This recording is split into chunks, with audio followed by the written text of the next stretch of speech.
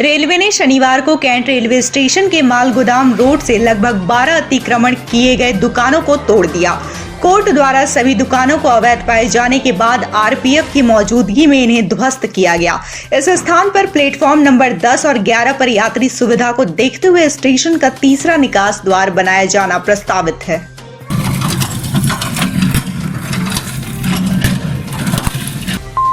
वाराणसी में संपत्ति के विवाद को लेकर भाजपा अल्पसंख्यक मोर्चा के नेता व बिल्डर इतरत हुसैन और उनकी पत्नी नसरीन फातिमा के खिलाफ मुकदमा दर्ज किया गया है। चेतगंज पुलिस ने गाली गलौज और जान से मारने की धमकी देने के आरोप में मामला दर्ज किया है और जांच में जुट गई है।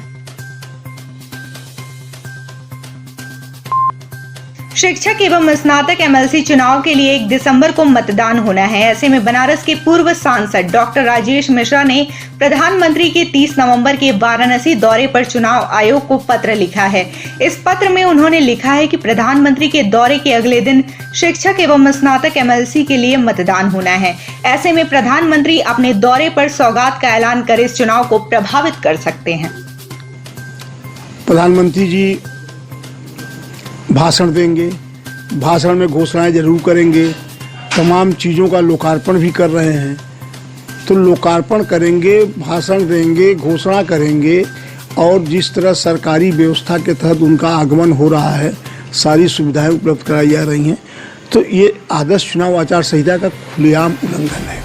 और यदि प्रधानमंत्री और मुख्यमंत्री चुनाव आचार संहिता का उल्लंघन कर रहे हैं तो बाकी उम्मीदवार या जनता तो करेगी ही करेगी।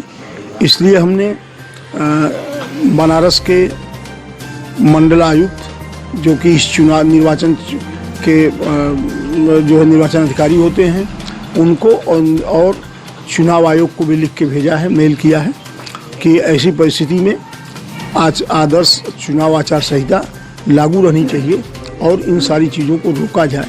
इस तरह की बात नहीं होनी चाहिए। सकारात्मक चीज़ें निकल के नहीं आई, तब आगे क्या है? अब देखिए, ये प्रधानमंत्री के स्तर पे और मुख्यमंत्री के स्तर पे यदि इस तरह की बात की जाती है तो एक सामान्य नागरिक या सामान्य नेता या कोई विधायक और सांसद यदि चुनाव आचार संहिता तोड़ता है तो फिर प्रशासन या सरकार कैसे उसे रोकेगी कि आप चुनाव आचार संहिता का उल्लंघन कर रहे हैं। देव दीपावली पर वाराणसी आ रहे प्रधानमंत्री के स्वागत की वाराणसी जिला प्रशासन पर्यटन विभाग ने भव्य तैयारी की है। पीएम मोदी राजघाट पर दीपक जलाने के बाद क्रूज द्वारा गंगा की लहरों में नौका विहार कर काशी के घाटों की देव दीपावली पर होने वाली अद्भुत छटा को निहारेंगे। इस दौरान वो कुछ समय के लिए रुककर चेत सिंह किला घाट पर लेजर शो देखेंगे।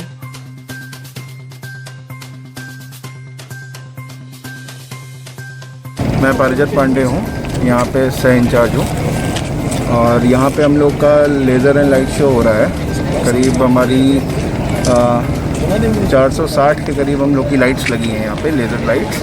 एंड इस पे हम लोग यहाँ पे पूरा लेज़र शो करेंगे एक म्यूज़िकल थीम पे।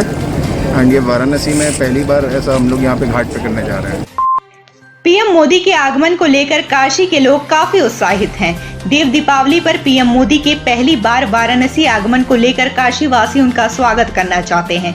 इसी क्रम में नगवा स्थित रविदास पार्क के ठीक सामने स्थित काशी धर्म पीठाधीश्वर के आश्रम रामेश्वर मठ के मुख्य द्वार पर पीएम मोदी का पोस्टर लगा है जो चर्चा का केंद्र बना हुआ है।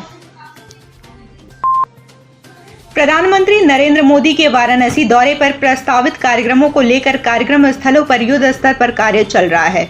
वहीं आला अधिकारियों ने आईजी एसपीजी के साथ शनिवार को सभा स्थल खजूरी में आवश्यक बैठक की। देव दीपावली पर्व पर पीएम मोदी और सीएम योगी समेत अन्य वीवीआईपी के आगमन के पहले वाराणसी पुलिस हरकत में आ चुकी है। शनिवार शाम वाराणसी पुलिस ने रोडवेज बस स्टैंड और होटलों में सघन चेकिंग अभियान चलाया। इस दौरान स्टेशन के सामने स्थित विभिन्न गेस्ट हाउस और लॉज में पुलिस ने सघन तलाशी भी ली। प्रधानमंत्री नरेंद्र मोदी इस बार देव दीपावली के आयोजन में हिस्सा लेंगे। देव दीपावली को खास और भव्य बनाने के लिए जिला प्रशासन तैयारियों में जुटा हुआ है। वहीं इस वर्ष जिला प्रशासन गंगा पार रेती पर भी देव दीपावली का आयोजन करने जा रही है। इस दौरान प्रधानमंत्री के नौका विहार के दौरान गंगा पर रेती पर भी 16 जगहों पर काशी के अलग रूप सैंड आर्ट के माध्यम से दिखेंगे। प्रधानमंत्री नरेंद्र मोदी देव दीपावली के दिन वाराणसी आ रहे हैं। इस दिन वो सारनाथ पुरातात्विक खंडहर परिसर में हाल ही में पर्यटन विभाग द्वारा शुरू किए गए लाइट एंड साउंड शो भी देखने जाएंगे। ऐसे में उनकी सुरक्षा को ध्यान में रखते हुए एएसआई ने पुरातात्विक खंडहर और म्यूजियम को आम जनमानस के लिए 30 नवंबर तक बंद रखने का फैसला लिया है।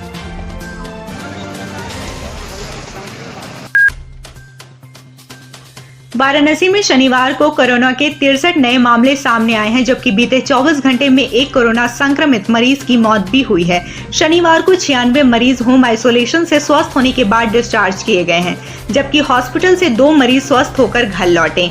जिले में कोरोना से मरने वालों का आंकड़ा 305 पहुंच चुका है। अब तक 18,971 कोरोना पॉजिटिव मरीज वाराणसी में मिल चुके हैं। इनमें से 17,858 लोग स्वस्थ हो चुके हैं, जबकि एक्टिव मरीजों की संख्या 808 है।